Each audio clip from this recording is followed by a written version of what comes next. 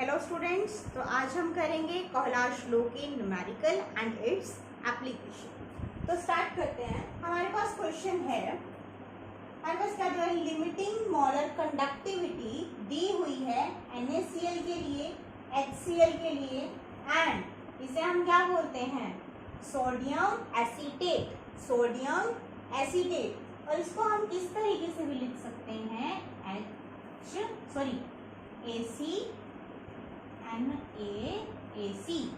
इसका मतलब क्या होता है एसीटेट, यानी कि CH3COO नेगेटिव आयन। ओके, तो इस तरीके से भी आ सकता है सोडियम एसीटेट लिखा हुआ, और इस तरीके से भी आ सकता है। ठीक है, तो हमें दी हुई है इनकी वैल्यू और हमें निकालनी है एसिटिक एसिड की वैल्यू। इसी तरीके से हम इसको क्या लिख सकते हैं HAC। तो हमें पता है कि AC क्या होता है एसीटेट आयन, यानी कि CH3COO नेगेटिव। ठीक है, तो इस तरीके से भी आ सकता है लिखा हुआ और इस तरीके से भी। अब देखो हमारे पास दिया हुआ, इसको हम लिख लें। हमने लास्ट लेक्चर में कोहलाश लॉ सीखा था, उसके अकॉर्डिंग हम इसको लिख लेते हैं। NaCl का क्या लिखेंगे हम molar conductivity, limiting molar conductivity of cation plus limiting molar conductivity of अनायन। इसकी वैल्यू कितनी दी हुई है 126.4। अब है HCl का देखो limiting molar conductivity of cation plus limiting molar conductivity of अनायन। इसकी वैल्यू कितनी दी हुई है 425.9। थर्ड वैल्यू दी हुई है हमें सोडियम एसीटेट की, सोडियम एसीटेट CH3COONa।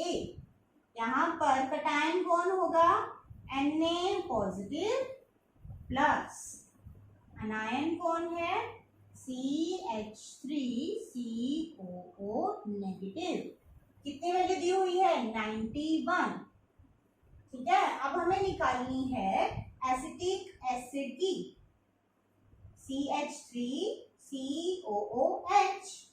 ठीक है, इसको हम क्या लिख सकते हैं limiting molar conductivity of H positive. Cation क्या है हमारे पास H पॉजिटिव, अनायन क्या है एसिटेट आयन CH3COO नेगेटिव। तो ये हमें निकालना है। अब एक चीज देखो, तीन इक्वेशन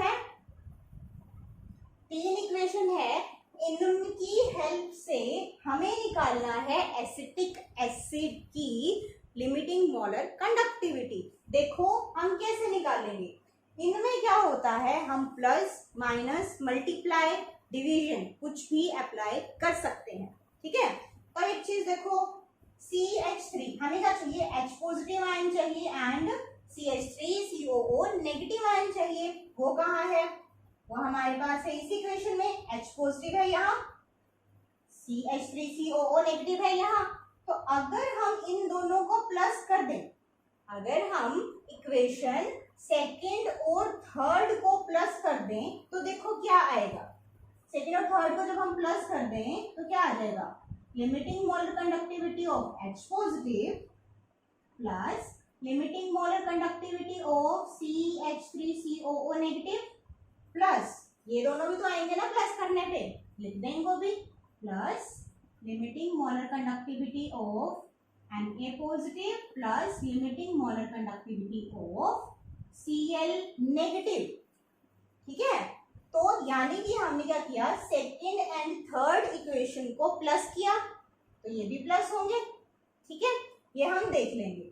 अब देखो हमें तो चाहिए सिर्फ दो, हमें सिर्फ ये दो ही चाहिए ना, हमें Na पॉजिटिव और Cl नेगेटिव तो नहीं चाहिए। और इस इक्वेशन में क्या है only Na positive and Cl negative. तो अगर जो हमने किया क्या add equation second and third, और अब इसमें से अगर मैं माइनस कर दूं Na positive and Cl negative के आयंस को तो क्या हो जाएगा हमारे पास सिर्फ यही बच जाएगा। तो तो वो कैसे होगा, अगर इन दोनों का ऐड करने के बाद माइनस कर दो इक्वेशन 1 को, करके देखें, माइनस इक्वेशन 1 यानी कि minus limiting molar conductivity of Na positive plus Cl negative. ठीक है, तो जब हम इसकी ब्रैकेट हटाएंगे तो क्या आ जाएगा, माइनस यहाँ भी आ जाएगा, तो ये इससे कैंसिल, ये इससे कैंसिल, तो हमारे पास इसकी वैल्यू आ जाएगी। ठीक है, इतना हमें समझ आ गया। तो हमने क्या किया, add second and third, add second and third, value कर दो ऐड, 425.9 प्लस 91 क्या आ गया, 611 516.9। फिर हमने क्या किया, माइनस इक्वेशन 1, इक्वेशन 1 की वैल्यू क्या थी, 126.4, तो क्या आ जाएगा, 5093 390.5 साइमन सेंटीमीटर स्क्वायर पर मोल। ठीक है, तो हमें जो दी गई होंगी उनकी इक्वेशंस लिखनी है, वहां से हमें देखना है कि जो हमें चाहिए, जो हमें प्रोडक्ट चाहिए वो आयंस हमें कहाँ से मिल सकते हैं। वो हमें चाहे प्लस करना पड़े, माइनस करना पड़े, मल्टीप्लाई करना पड़े, डिवीजन करना पड़े, सब अलाउड है। ठीक है, जैसे कि हमने इसमें क्या किया, प्लस और माइनस किया, और उससे हमारे पास H positive and CH3COO negative के हमारे पास मोलर लिमिटिंग मोलर कंडक्टिविटी आ गई। ठीक है, तो इसी तरीके से हमें कोहलाश लॉ के न्यूमेरिकल्स को सॉल्व करना है। ओके, तो अब चलते हैं हम इसकी एप्लीकेशन पर। एप्लीकेशन देखो, एप्लीकेशन जो है हम इससे डिग्री ऑफ डिसोसिएशन भी निकाल सकते हैं। डिग्री ऑफ डिसोसिएशन को हम किस सिंबल से रिप्रेजेंट करते हैं, डिग्री ऑफ डिसोसिएशन निकाल सकते हैं हम कोहलाश लॉ से, for weak electrolyte, for weak electrolyte. अब देखो इसको हम किससे डिनोट करते हैं, डिग्री ऑफ डिसोसिएशन को, अल्फा से, और इसकी जो इक्वेशन होती है वो होती है हमारे पास लैम्डा m, यानी कि molar conductivity eight any concentration divided by limiting molar conductivity. ठीक है, molar conductivity eight any concentration divided by limiting molar conductivity. तो इस तरीके से हम अल्फा की वैल्यू निकाल सकते हैं, यानी कि degree of dissociation. And another हमारे पास जो एप्लीकेशन है उसमें हम निकाल सकते हैं डिसोसिएशन कांस्टेंट, डिसोसिएशन कांस्टेंट की भी वैल्यू निकाल सकते हैं फॉर वीक इलेक्ट्रोलाइट। ठीक है, अब इसके लिए जो सिंबल है वो क्या दिया जाता है, के, और इसके लिए जो हमारे पास इक्वेशन है वो क्या होती है, C alpha square upon 1 minus alpha. C क्या होता है, कंसंट्रेशन, अल्फा क्या है, डिग्री ऑफ डिसोसिएशन, एंड के क्या है, डिसोसिएशन कांस्टेंट। राइट, तो इस तरीके से हम क्या करेंगे कि कोहलाश लॉ की हेल्प से हम एक तो क्या कर सकते हैं, लिमिटिंग मोलर कंडक्टिविटी निकाल सकते हैं वीक इलेक्ट्रोलाइट्स के लिए भी, एंड वीक इलेक्ट्रोलाइट के लिए हम डिग्री ऑफ डिसोसिएशन भी पता कर सकते हैं, उसकी इक्वेशन है ये, और हम डिसोसिएशन कांस्टेंट भी पता कर सकते हैं फॉर वीक इलेक्ट्रोलाइट्स, और उसकी इक्वेशन है हमारे पास ये। ठीक है, अब जो है हम एक क्वेश्चन करते हैं। देखो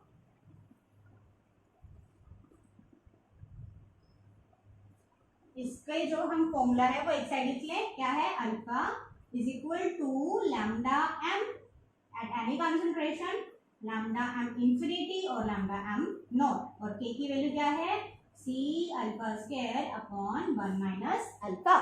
तो हमारे पास क्वेश्चन है, देखो कंडक्टिविटी दी हुई है conductivity of 0.001028 मोल पर लीटर। मोल पर लीटर किसकी यूनिट होती है? मोलारिटी की, है ना। Number of moles of solute in 1 litre of solution. तो यानी कि ये हमें क्या दिया हुआ है? मोलारिटी दी हुई है, ठीक है। तो यहाँ पर हमारे पास हमने देखा है क्वेश्चन में कई बार यहाँ पर एम, कैपिटल एम लिखा हुआ आता है और या फिर मोल पर लीटर भी लिखा आ सकता है, ठीक है। तो हमें पता चल गया कि हमें मोलारिटी दी हुई है। कंडक्टिविटी ऑफ इतने molar acetic acid is 4.95 into 10⁻⁵ Simon पर सेंटीमीटर। अब हमें इसे क्या पता करना है? Calculate dissociation constant. Dissociation constant क्या होता है? ये हमें डिसोसिएशन कांस्टेंट निकालना है। If lambda am not for acetic acid is 390.5 Simon centimetre square पर मोल, ठीक है। तो लैम्डा एम नॉट दिया हुआ है, कंडक्टिविटी दी हुई है, हमें क्या निकालना है? Dissociation constant. डिसोसिएशन कांस्टेंट का फॉर्मूला क्या है? C alpha square upon 1 minus alpha. C क्या होती है? कॉन्सेंट्रेशन, और हमें पता है कि जो मोलारिटी, नॉर्मेलिटी, ये क्या होती है? Concentration terms. यानी कि यहाँ तो हम वैल्यू रख देंगे मोलारिटी की, ओके। लेकिन हमारे पास अल्फा तो है नहीं। अल्फा कैसे निकलता है? अल्फा निकलता है lambda m at any concentration and lambda m at infinite dilution, ठीक है। तो अब देखो यहाँ पर अल्फा निकाले अगर हम, लैम्डा एम नॉट की वैल्यू तो दी हुई है, लेकिन लैम्डा एम की वैल्यू तो अभी भी नहीं है एट एनी कॉन्सेंट्रेशन। तो वो हम कैसे निकालें? तो देखें, लैम्डा एम हमें पता है मोलर कंडक्टिविटी का फॉर्मूला क्या होता है? Kappa into 1000 upon molarity. अब देखो क्या हमारे पास कंडक्टिविटी है? कंडक्टिविटी की वैल्यू है, मोलारिटी की वैल्यू है, हाँ है, ठीक है। तो हम जो है निकाल सकते हैं मोलर कंडक्टिविटी। तो निकाल लेते हैं। हमारे पास दी हुई है conductivity 4.95 into 10⁻⁵ into 1000 upon molarity 0.001028। तो इसकी वैल्यू आएगी हमारे पास 48.15 साइमन सेंटीमीटर स्क्वायर पर मोल। इनकी यूनिट्स लिखनी भी जरूरी है, इसके भी मार्क्स कटते हैं अदरवाइज, ठीक है। तो हमारे पास लैम्डा एम निकल आया। तो अब हम अल्फा की वैल्यू निकाल सकते हैं। लैम्डा एम की वैल्यू आ गई है 48.15 divided by lambda am not की वैल्यू 390.5, ठीक है। इसको जब हम सॉल्व करते हैं तो वैल्यू आती है 0.12 और इसकी कोई भी यूनिट नहीं होती। क्यों? क्योंकि मोलर कंडक्टिविटी को मोलर कंडक्टिविटी से ही डिवाइड कर रहे हैं, तो यूनिट्स कैंसल आउट हो जाएंगी, ठीक है। हमारे पास डिग्री ऑफ डिसोसिएशन भी आ गया। अब हमें क्या निकालना है? Dissociation constant. अब हमारे पास कॉन्सेंट्रेशन भी है और अल्फा की वैल्यू भी है, ठीक है। तो हम रख देते हैं कॉन्सेंट्रेशन में मोलारिटी की वैल्यू 0.001028 इंटू अल्फा की वैल्यू 0.12 का स्क्वायर अपॉन 1 माइनस 0.12, ठीक है। अब यहाँ पर देखो इसकी जो वैल्यू आएगी वो आएगी हमारे पास 1.78 इंटू 10⁻⁵, ठीक है। और इसकी यूनिट्स को देखें अल्फा की तो कोई यूनिट होती नहीं, इसकी क्या थी हमारे पास, मोल पर लीटर, तो क्या आ जाएगी, इसकी भी हमारे पास मोल पर लीटर आ जाएगी। ओके, तो इस तरीके से हमारे पास कोहलॉर्श लॉ के क्वेश्चन आते हैं। या तो हमें क्या करना होगा, लिमिटिंग मोलर कंडक्टिविटी निकालनी होगी वीक इलेक्ट्रोलाइट के लिए, या फिर डिग्री ऑफ डिसोसिएशन, या फिर डिसोसिएशन कांस्टेंट, और वो हम इन इक्वेशन की हेल्प से निकाल सकते हैं। ठीक है, तो अब जो है इस चैप्टर का हमारे पास बचता है सिर्फ एक टॉपिक विच इज बैटरीज। ठीक है, वो एक थ्योरेटिकल है, वो हम करेंगे, लेकिन आप देखोगे कि आपके जो क्वेश्चंस हैं वो सब के सब अभी से सॉल्व हो रहे होंगे, और एनसीईआरटी एक्सरसाइज का मैं एक एक क्वेश्चन, एक एक टाइप उसकी मैं यहाँ पर सॉल्व करवा चुकी हूँ, तो एक बार आप उसको ट्राई करके देखिए। ओके, तो अब मिलते हैं नेक्स्ट लेक्चर में।